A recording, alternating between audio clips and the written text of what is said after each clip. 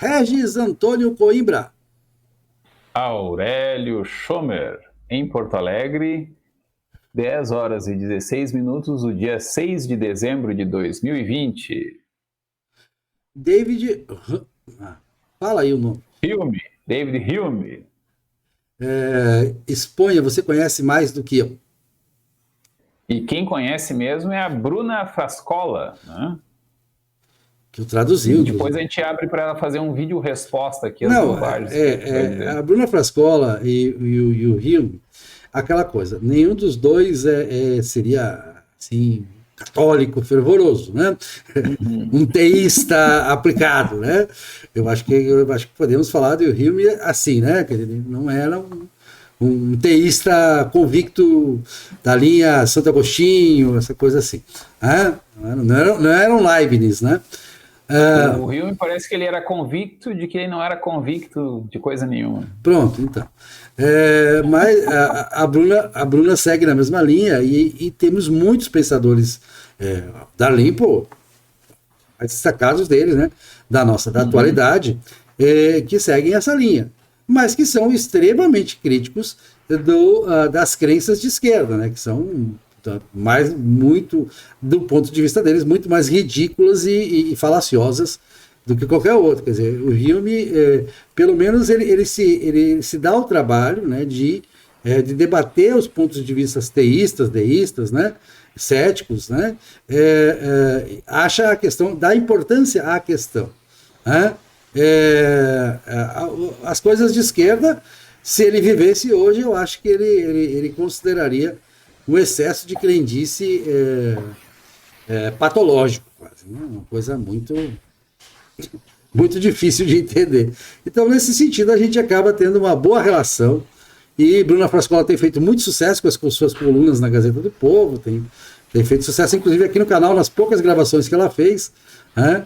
É que ela não tem também a malandragem que eu tenho, que é de não deixar tu falar o tempo todo. É verdade, eu errei naquilo. Então, né? A gente tem que aprender a se corrigir sempre, melhorar sempre. Eu quero ver mais gravações de vocês dois, né? Tomara, fica o pedido está no ar. Se ela nos ver. Né? Bom, vamos lá. O nosso público, que somos nós dois mesmo. Pede.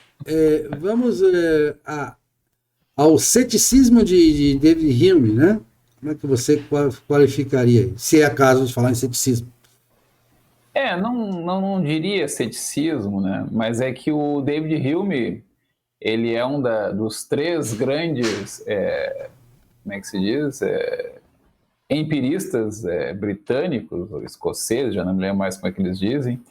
E um deles, inclusive, é idealista, que é o George Berkeley, mas é um idealista empirista. Isso dá um nó na cabeça dos alunos, né? E o Hume, ele é muito famoso pela influência que ele tem no Kant, né?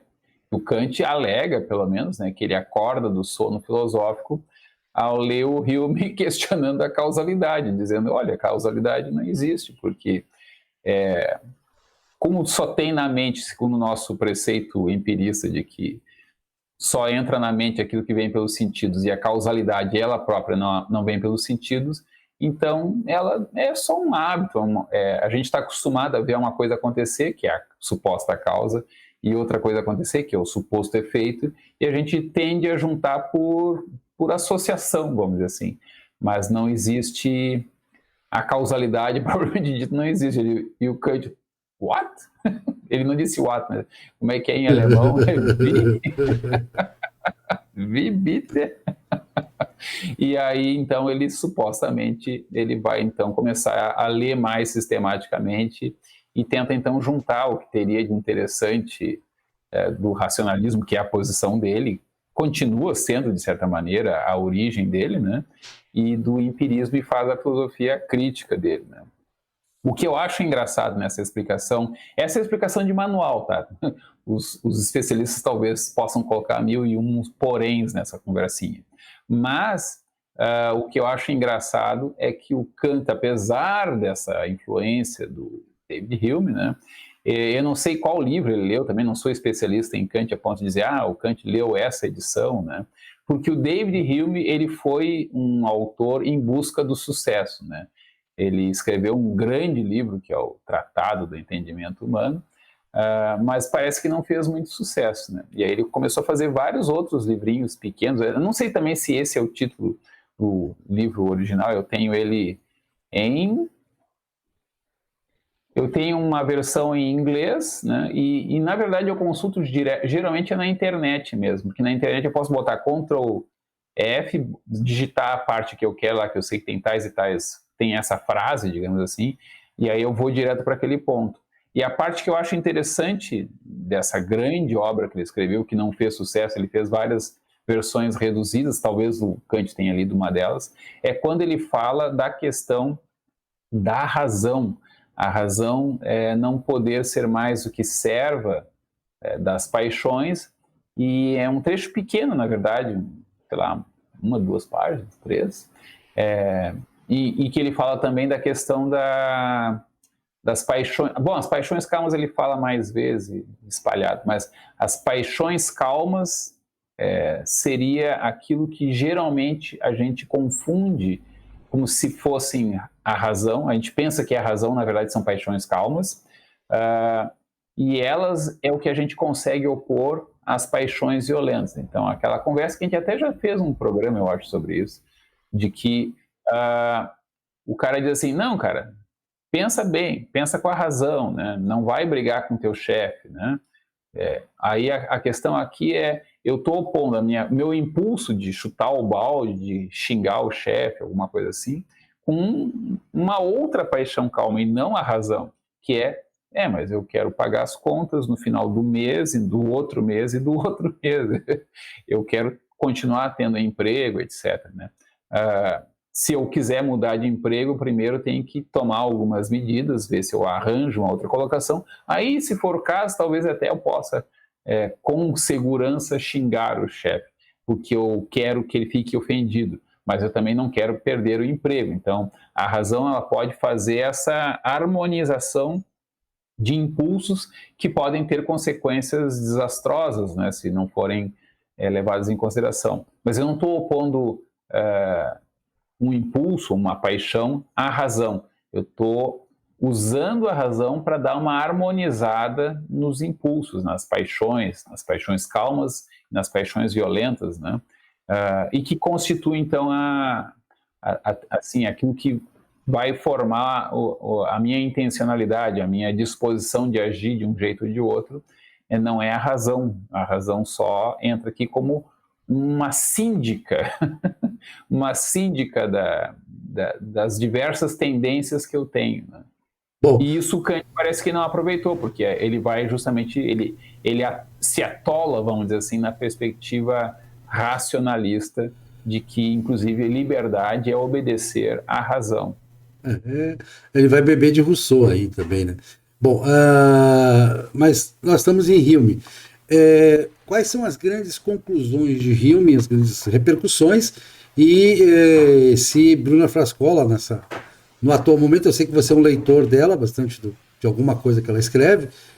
Se eu não li a tradução dela. Não, mas assim, do que ela tem escrito como articulista, né? Sim, nas questões. na revista. Na Gazeta do Povo, no jornal Gazeta do Povo. Qual é o paralelo que você traça e quais são as grandes conclusões? Quais são as conclusões fundamentais de Hume? Olha, não saberia dizer quais são as grandes conclusões do Hume, né? Mas porque eu dou muita importância para o Hume na perspectiva da ética, né? Essa questão dele, que assim, não é uma abordagem muito central dele, ou até mas aí os detalhes são assistemáticos, como costuma ser um bom empirista. Eles falam muitas coisas, detalhes, tem muito de prudência ali, né? Ele tem algumas teorias, né, que são, inclusive, por exemplo, da questão monetária. O cara pensou sobre muitos assuntos, né? E a obra dele, assim, é bastante ampla, né? Esse livro seminal dele é um calhamaço dessa grossura, assim.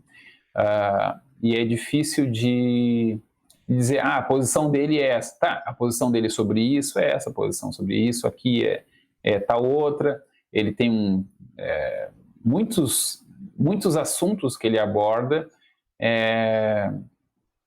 mas assim, o mais famoso é a questão do problema da indução, como eles chamam, né? Que é essa questão da causalidade. Indução é de, joguei uma pedra e ela fez barulho, joguei outra pedra, ela fez barulho. Concluo, então, que pedras fazem barulho, né? Ou aqueci um metal, ele dilatou, aqueci outro metal, ele dilatou. A indução é um raciocínio causal, na verdade, né? Eu vou atribuir a repetição de um certo fenômeno a uma causalidade, né? E ele vai dizer que, como a causalidade em si ela não vem pelos sentidos, ela não existe, né?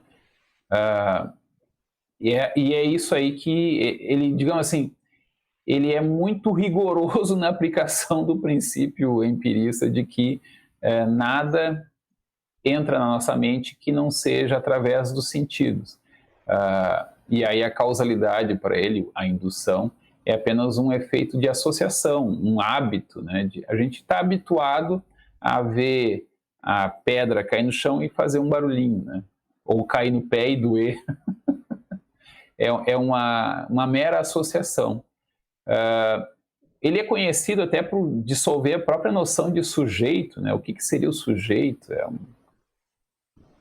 um feixe de sensações. Em certo sentido, ele me atrai muito pelo quanto ele abordou temas que, a rigor, ficam em aberto, né?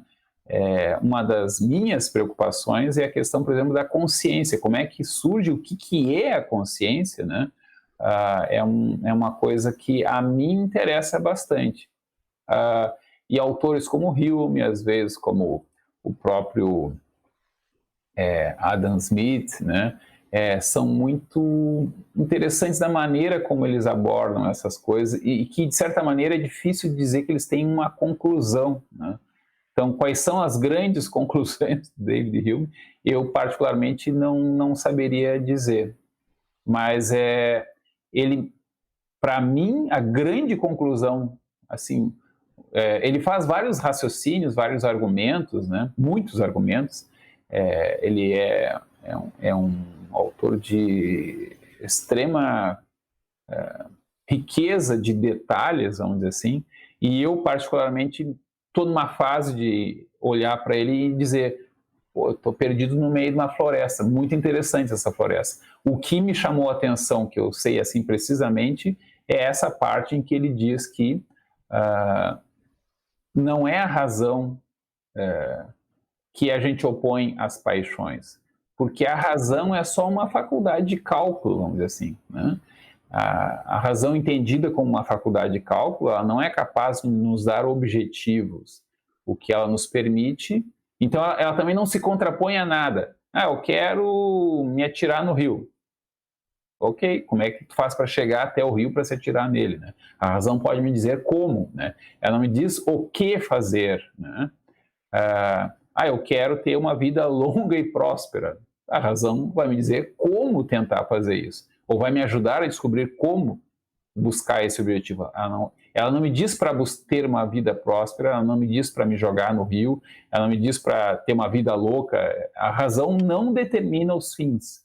A razão pode ajudar a entender o que está acontecendo e a descobrir meios eficazes de fazer aquilo que eu quero fazer. Mas o que eu quero fazer, na verdade, depende da minha natureza humana. Então, por isso que a gente vai ter certos interesses em comum, porque, enfim, nós partilhamos, em parte, né, algumas características, né? E aí ele vai chegar à conclusão, olha, muito do que a gente acha que são razões, né, na verdade são paixões calmas, como aí eu vou traduzir, ele fala amor pelas crianças e tal, eu costumo dizer dar outros exemplos, uma certa noção de ordem, uma certa noção de conforto, essas coisas que são paixões também, né, é o que nos dá objetivo, nos dá a combinação desses muitos desejos ou inclinações, é que nos dá os objetivos da vida, né?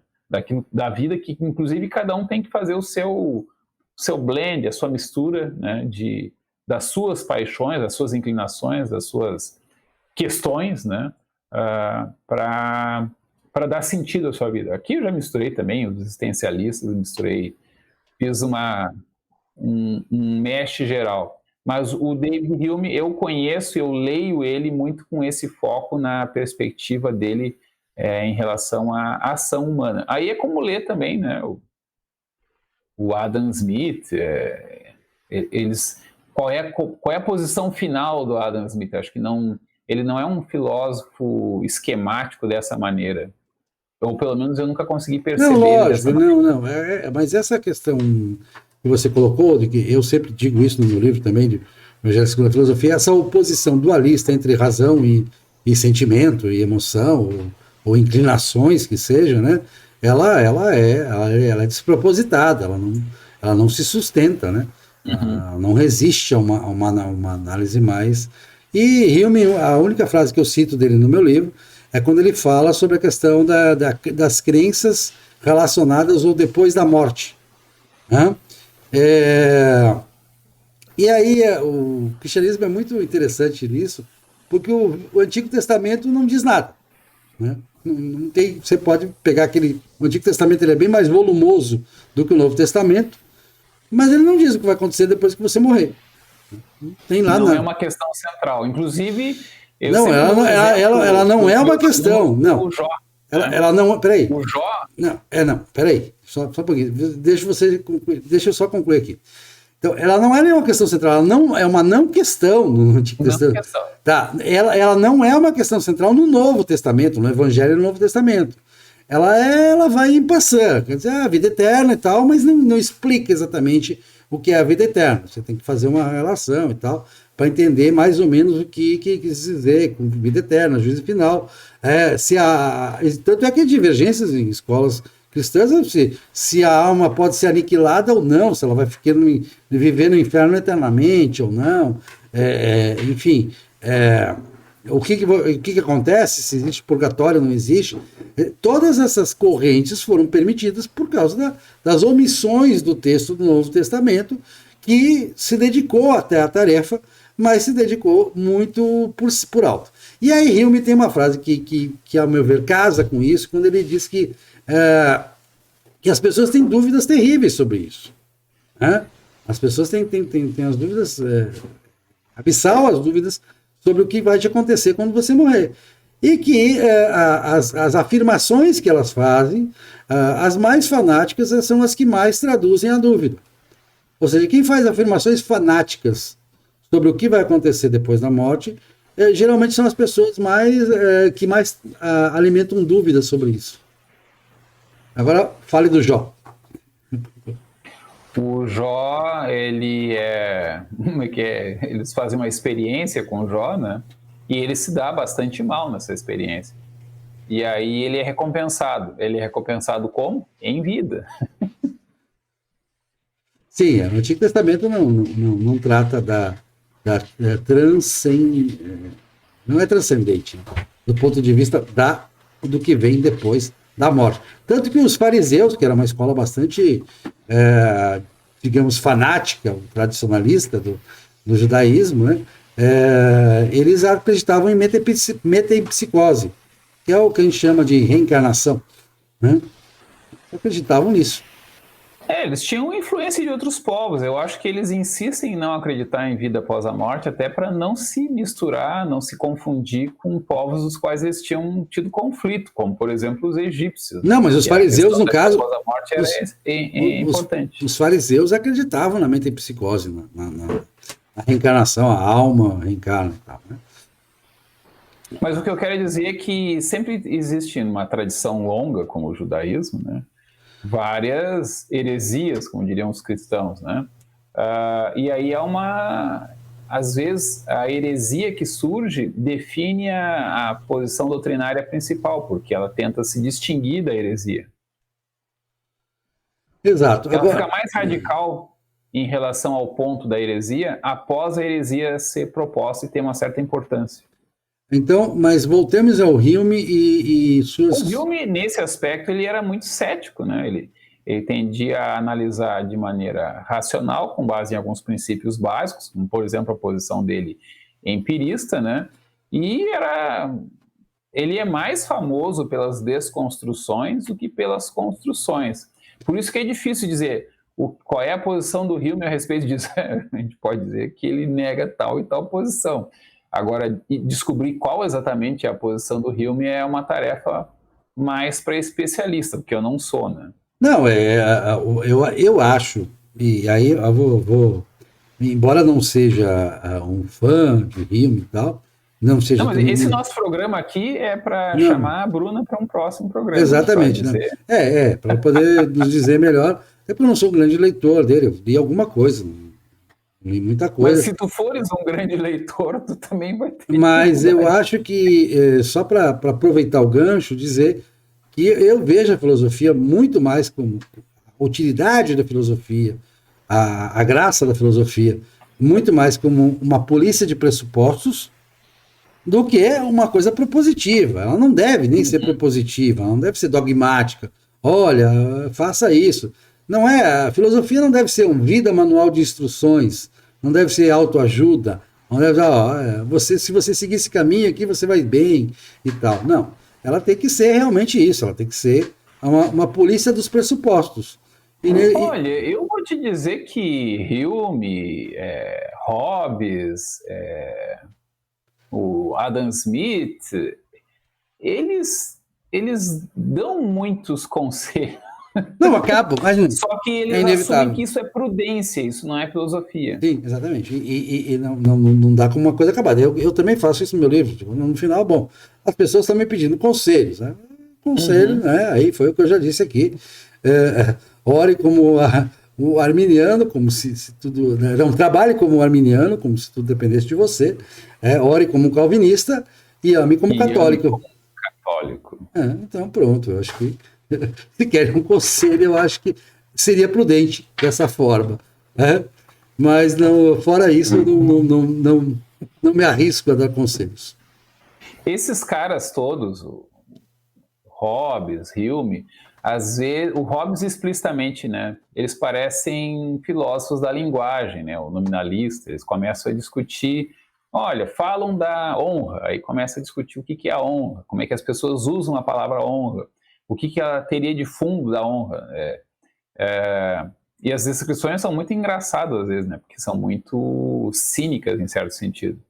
O Hume, o Hobbes, ainda que eles proponham coisa, a maneira de análise deles é que é interessante. Não é tão interessante o que eles propõem, e sim a metodologia deles de análise, que eu acho muito, muito interessante. Aí, se tu perguntar, tá, e o que o Hume recomenda a respeito do Estado? Não sei. O que ele recomenda em relação à família? Não sei direito. Ele fala, mas eu não me lembro. Não li como ele dizendo para fazer alguma coisa. Exatamente. Ele me parece pouco dogmático, pouco... Ele tem um dogma, vamos dizer assim, que é o da sua condição de empirista, né? Sim. Mas o resto ele aplica esse dogma com uma metodologia. E ele era um cara muito inteligente, então é muito gostoso de acompanhar os raciocínios dele. Então tu pode ler 400 páginas de Hume, se encantar com cada linha, mas se te perguntar, tá, e o que ele diz? Não sei, cara, o que ele diz, como assim? Como é que eu vou sintetizar o que o cara diz? Mas, claro, há especialistas que fazem esse trabalho duro de sistematizar o que ele disse, né? Inclusive, ele é um autor meio difícil de fazer isso, né? Essa sistematização do que pensou Hume é tarefa para especialistas, e por isso a gente precisa da ajuda da Bruna. Com certeza. Só porque eu mencionei aqui, antes de encerrar e te deixar para encerrar, lógico, sobre o Hume, eu mencionei aqui Vida Manual de Instruções, só para deixar claro que é um título registrado meu e que eu vou fazer um ensaio, estou fazendo um ensaio com essa temática, Vida Manual de Instruções, em que eu começo parodiando o manual de instruções da TV LG. TV LG coreana. Que ela começa assim. Não, eu achei surpreendente a origem da inspiração. Não, a inspiração é essa. Começa, este produto é de alta tecnologia e fácil operação. Sim. Se eu fosse Deus e tivesse que dizer, olha, o consumidor do produto Vida Humana, eu diria assim, bom, você recebeu um produto de alta tecnologia e fácil operação. A gente demora um tempinho para aprender a operar o troço. Não, mas que é de fácil operação, você não tem a menor dúvida, né? Não é fácil, difícil. Caminhar é difícil, a gente leva uns 2, 3 anos para aprender a caminhar. Não, mas depois de superar essa fase, eu acho que a operação... Mas depois de aprender a usar, é fácil. Exatamente. Não, é que nem a TV, vale né? para o chinês. Não, isso vale para a TV LG. Depois que você aprendeu os botões, você não tem, você faz isso automático, né? Aqui eu tenho uma televisão, né? Os botões dela são pouquíssimos, né? Às vezes é difícil de operar, por exemplo, relógio, que tem só 1, 2, 3, 4 botões, né? A gente quer lá dar uma instrução no teclado. Aí eu pergunto, o que é fácil? O Word é fácil? O Word a gente está acostumado, né? Então, não é de fácil operação, é que a gente não percebe o tempo que a gente leva para aprender. Por exemplo, aprender a lidar com as mulheres, por exemplo, não é tão rápido, a gente leva muitos Mas é de fácil operação. Vamos tratar disso no outro tema, no outro programa. Essa facilidade é ilusória, porque tu tu já foi introduzido nos Paranauês. Mais algo a dizer, acrescentar sobre Hilme ou podemos... Precisamos de Bruno. Pronto, então tá ótimo. Até a próxima. Até a próxima.